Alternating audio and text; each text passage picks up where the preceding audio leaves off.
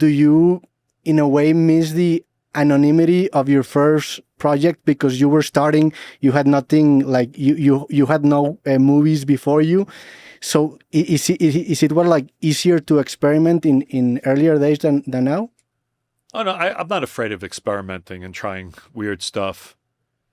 I think if anything, there was more pressure to make the films work back then, because if they didn't work, you were dead. Yeah. So I think there was a lot of pressure that way, even though the films were weird, like Pi and Requiem. I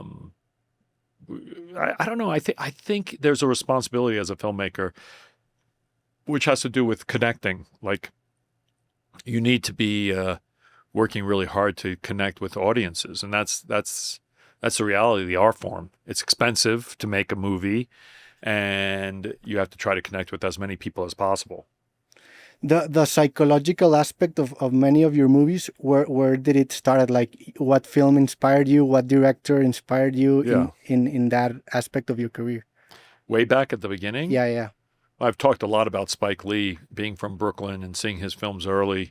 That was big. I mean, as far as like a modern filmmaker, and Jim Jarmusch, the New York kind of independent filmmakers were really interesting to me when I was just starting out, because they were making very beautiful things that really had a lot of New York soul to them.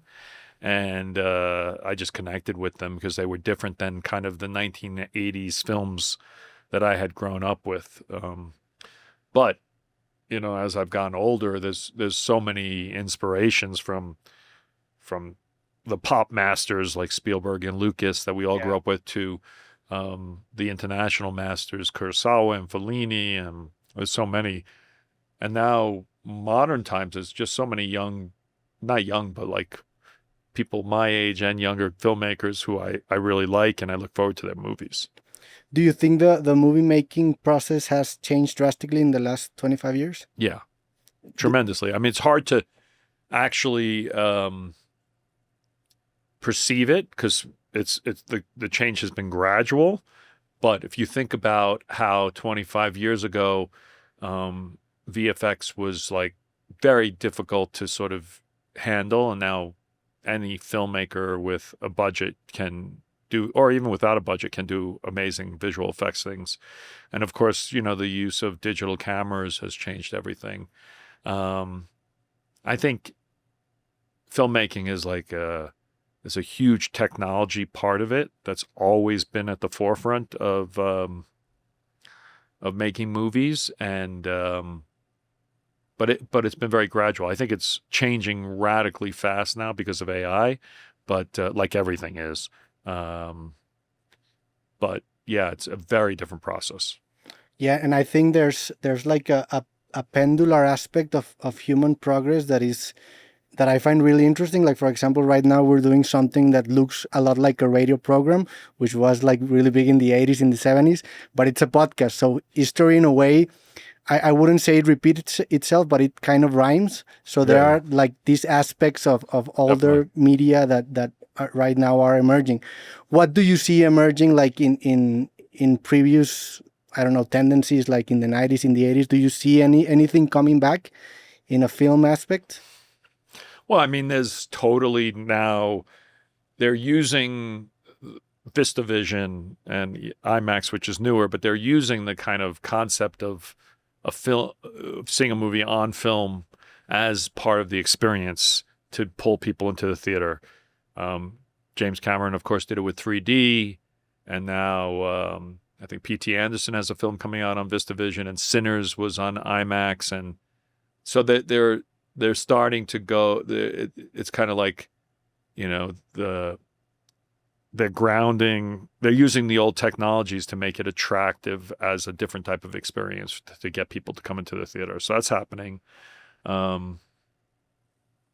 mean, I would argue that entertainment's changing so radically quick, but it's also even happening with on Netflix. It's become, they basically are making serials, which are like what they were doing in the first half of the 20th century. That's how they kind of got people to come back, is like having really good cliffhangers to get people to come back into the theaters. So yeah, I think the the structure of all these things is all the same.